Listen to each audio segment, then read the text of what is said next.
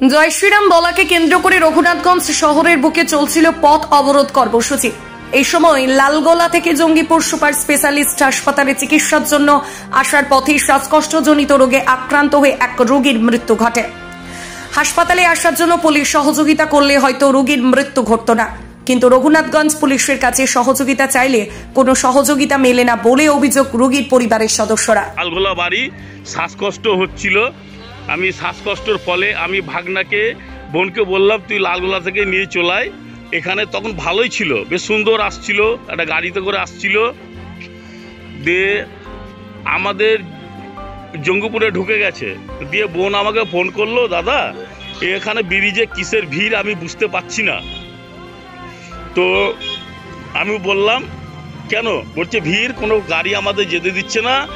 তো আমি বললাম তাহলে ওখানে প্রশাসন তো আছে, পুলিশ তো আছে। বললাম প্রচুর পুলিশ আছে। তো আমি বললাম তাহলে পুলিশদেরকে একটু বল, একটু হেল্প করবে কোনো মতে, কারণ পুলিশ তো আমাদের জন্যই আছে, হেল্প করার জন্যই।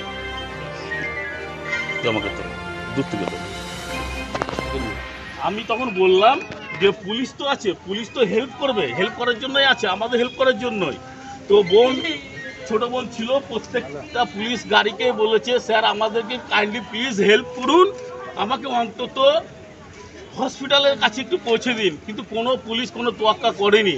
আমাকে ফোন করার পর আমি আবার তখন যাই আমাদের রঘুনাথগঞ্জের ট্রাফিক গার্ডের ওখানে। আমি বারবার পুলিশকে অনুরোধ করি যে স্যার আমাকে যেতে দিন, এবার পুরোটা ফাঁকা দেখছি।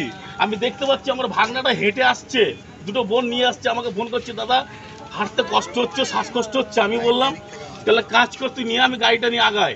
আমি ওখানে গিয়ে পুলিশকে বারবার বলি, ওখানে গিয়ে এমনকি আমি আমাদের চেয়ারম্যানকেও দেখতে পাই। আমি তবু স্যারকে বলি স্যার আমি রিকোয়েস্ট, আমি দেখতে পাচ্ছি স্যার ওই যে আমার ভাগনা স্যার ওই যে বসে আছে।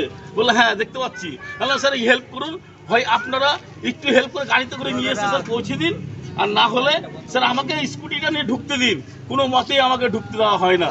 তারপর প্রচণ্ড আমি চাপ সৃষ্টি করার ফলে তখন আমাকে নিয়ে আমি ঢুকতে দেয়। আমি জোর করে যাই। দিয়ে জোর করে যাওয়ার পর দেখি যে ওখানে যাওয়ার পর দেখি দুটো ছেলে হেঁটে আসছিল। আমি তাদের চিনি না, তারা হয়তো এখানে আছে কিনা আমি তা বলতে পারবো না। ছিল এতক্ষণ খুব তারা কষ্ট করে আমাকে হেল্প করে, তারা তখনও ভাগনা আমার সঙ্গে কথা বলছিল, মানে চোখ খুলছিল। তো কষ্ট করে আমি গাড়িতে চাপিয়ে খুব স্পিডে, জানি না আমি নিজের জানপান চেষ্টা করে আমি নিয়ে এসেছি, হসপিটালে ঢুকিয়ে যাবে। এখন কি স্কুটিটা সমেত আমি এমার্জেন্সির ভিতরে ঢুকিয়ে দিয়েছি। তো ডাক্তার বলল খুব দেরি হয়ে গেল, মানে আর 2 মিনিট সময় যদি পেতাম আমি ওর ব্যবস্থা করতে পারতাম। ওরা হাতটা ব্লক হয়ে গেছে। তো এর উত্তরটা কে দেবে? আমি প্রশাসন তো আমাদের হেল্পের জন্যই আছে, কিন্তু আজ প্রশাসন কোথায়? কি করলো আমাকে? এমনকি আমাদের জঙ্গিপুর পৌরসভার চেয়ারম্যান পর্যন্ত দাঁড়িয়ে আছে ওখানে তার সঙ্গভঙ্গ নিয়ে। তাও আমি বারবার রিকোয়েস্ট করি, কিন্তু আমার কোনো কথা তারা শুনে না। তো আমি চাই যে আপনাদের কাছে যাতে আমার এই সুবিচার পায় তার ব্যবস্থা আপনারা করুন। ফ্ল্যাট বুকিং চলছে, আজই যোগাযোগ করুন Gita construction, B10/249 near central park Kalyani. Booking চলছে কল্যাণী B2/221, B2/312, কাঁচরাপাড়া ঘটক রোড, সতীশ নন্দী রোড, লোক সিনেমা চাঁদমারি রোড, লিচুবাগান সিরাজ মন্ডল রোড, টিকটিকি বাজার, মিলননগর আবুরিপাড়া, রজনীবাবু রোড, নিপেন সরকার রোড, RP স্কুল, নৈহাটি 6 নম্বর গেট, বিজয়নগর, ভাটপাড়া, রূপশ্রী হল, হালিশহর, রাজমহল হাউজিং এস্টেট। আজই ফোন করে বিস্তারিত জানুন। গীতা কনস্ট্রাকশন 9831478795।